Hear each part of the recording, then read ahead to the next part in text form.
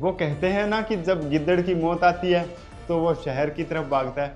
आजकल यही जुमला पाकिस्तान के साथ हो रहा है। अरे कायरो, जब तुम लोगों को पता है हमारी औकात नहीं है इंडिया के साथ युद्ध लड़ने की, तो फिर क्यों बार बार अपने बाप को ललकारते हो? क्यों अपना जंग लगा लोहा तोपें बर्बाद कर रहे हो? मैं तो कहता हूँ जाकर उसे किसी कबाड़ी को बेच दो, ताकि तुम्हारे देश की जीडीपी सुधर जाएगी। हमारे पास तो इतनी एक्स्ट्रा टेक्नोलॉजी के हथियार है जिससे तुम्हारी मिसाइलें टारगेट तो क्या, हिंदुस्तान की धरती पे भी नहीं गिरने देंगे, सीधा आसमान में खल्लास।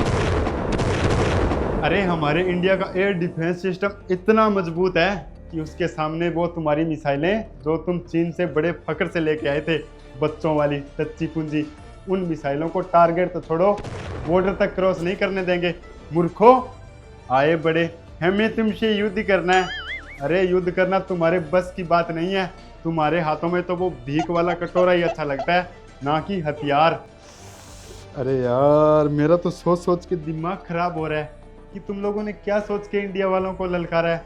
ऐसा है ही क्या तुम लोगों के पास जिसके दम पे तुम लोग उछल रहे हो? सालों भीख मंगो, खाने तक के पैसे नहीं है तुम्हारे पास।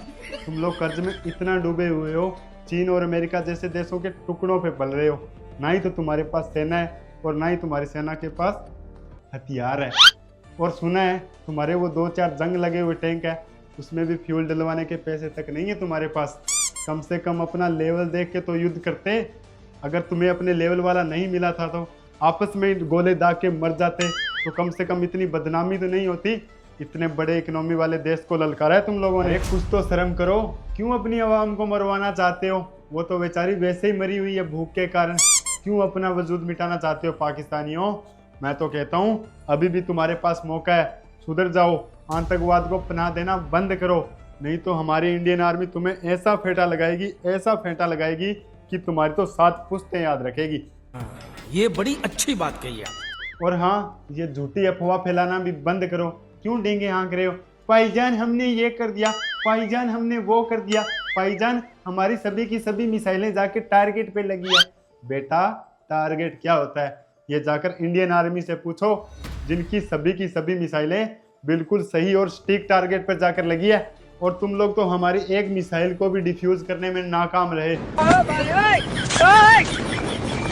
इससे यही पता लगता है कि तुम्हारा एयर डिफेंस अंदर से कितना खोखला है। बेटा, कुछ बड़ा करने के लिए ना जिगरा बड़ा होना चाहिए, 56 इंच वाला, न कि गिदड़ों वाला। बेटा, ऐसी हरकतें तुम्हारे दादा परदादाओं ने भी बहुत की थी, वो भी हमारा बाल तक बांका नहीं कर पाए। तुम तो हमारे सामने चींटी हो, मसल दिए जाओगे। अभी भी मौका है तुम लोगों के पास, मांग लो मोदी जी से माफ़ी, वो तुम्हें माफ़ कर देंगे। और जो ये मैं जहर उगल रहा हूँ ना, वो भी तुम लोगों ने भरा है हमारे अंदर।